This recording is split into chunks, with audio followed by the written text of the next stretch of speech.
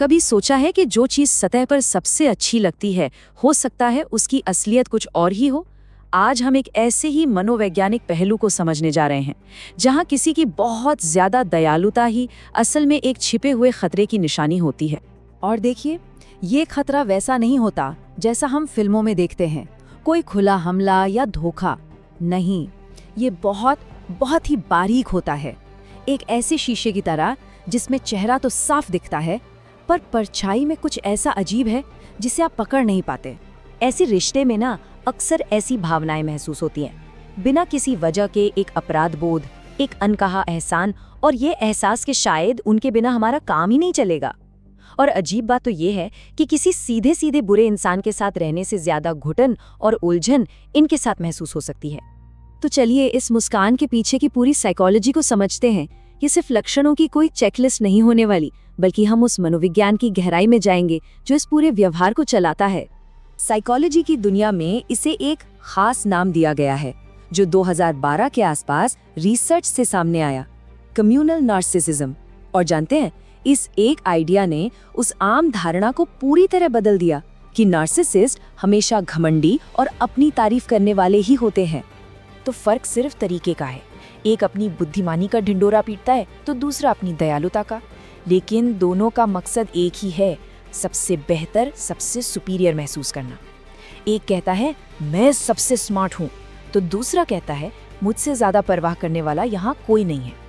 नकाब भले ही अलग हो, पर अंदर श्रेष्ठता की भूख वही है। और यहीं पर छवि और हकीकत का एक बहुत बड़ा अंतर सामने आता है। वो खुद को एक संत की तरह देखते हैं, लेकिन उनके करीबी लोग इस रिश्ते को बहुत ज्यादा थका देने वाला और कंट्रोल करने वाला पाते हैं। और कोई सवाल क्यों नहीं उठाता, क्योंकि जो इंसान समाज की नज़र में इतना भला हो, उस पर उंगली उठाने वाला ही तो बुरा बन जाएगा, है ना? अब सवाल ये उठता है कि ये कंट्रोल आखिर काम कैसे करता है? ये कोई सीधा सीधा हुक्म चलाना नहीं है, नहीं, बल्कि ये मदद और दया को एक हथियार की तरह इस्तेमाल करने की कला है। देखिए, हमारे दिमाग की एक डिफ़ॉल्ट सेटिंग है, हम मुस्कान पर भरोसा करते हैं, लेकिन एक बहुत अच्छी तरह से प्रैक्टिस की गई मुस्कान असल में विश्वास और वफादारी हासिल करने का एक सामाजिक हथियार बन सकती है। यह हमारे लॉजिकल दिमाग को आसानी से बाईपास कर जाती है और पीछे बस एक हल्की सी बेचैनी छोड़ जाती है कि कुछ तो गड़बड़ है, जिसे हम अक्सर अपना वहम मानकर नज़रअंदाज कर देते हैं। ये निर्भरता बहुत धीरे धीरे बनाई जाती है।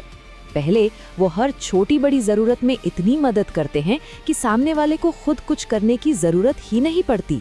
फिर धीरे धीरे वो इंसान अपनी समस्याएं खुद सुलझाने की आदत और आत्मविश्वास दोनों खो देता है। और आखिर में यही निर्भरता एक शांत, एक अदृश्य कंट्रोल का रूप ले लेती है। इस जाल की सबसे मुश्किल बात पता है क्या है? इसे किसी और को समझाना।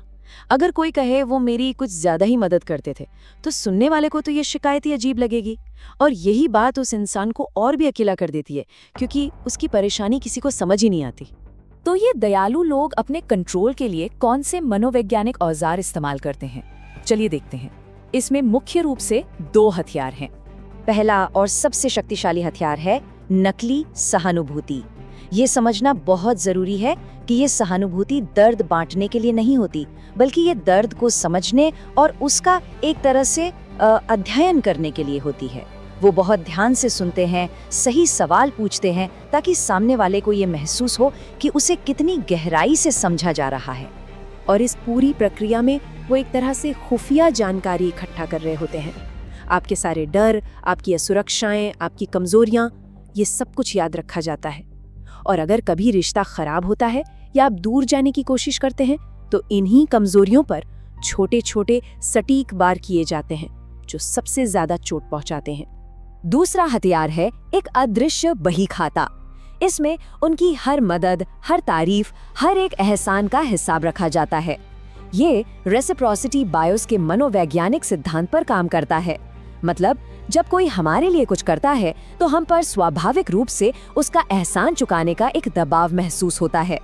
और जब भी आप उनकी कोई बात मानने से इनकार करते हैं, तो वो इस बही खाते को खोल देते हैं, लेकिन बड़े ही नाटकीय अंदाज में। वो लड़ते नहीं, बस खुद को एक बेचारे की तरह पेश करते हैं।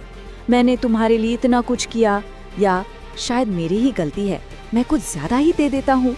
ये ग्लानि पैदा करने का एक अचूक तरीका है। तो इस सब जानकारी का मकसद किसी पर शक करना नहीं, बल्कि जागरूक होना है। असली दयालुता और दिखावे की दयालुता में फर्क करने का एक बहुत ही सीधा साधा तरीका है। तो सवाल यही है कि इस धुंधले शीशे के पार कैसे देखा जाए, असली चेहरे को कैसे पहचाना जाए।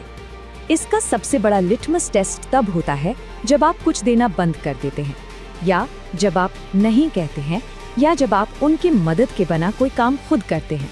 बस उस एक पल में उनके व्यवहार में आया बदलाव सब कुछ साफ कर देता है, क्योंकि उनकी दयालुता एक लेन देन थी, कोई बिना शर्त वाली भावना नहीं। और आखिर में बस ये याद रखना है, असली दयालुता हिसाब किताब नहीं रखती, वो किसी को एहसान के बोझ तले नहीं दबाती, और वो कभी भी किसी को ये महसूस नहीं कराती कि प्यार पाने के लिए उन्हें कोई कीमत चुकानी पड़ेगी। असली दयालुता एक तोहफा होती है, कर्ज नहीं।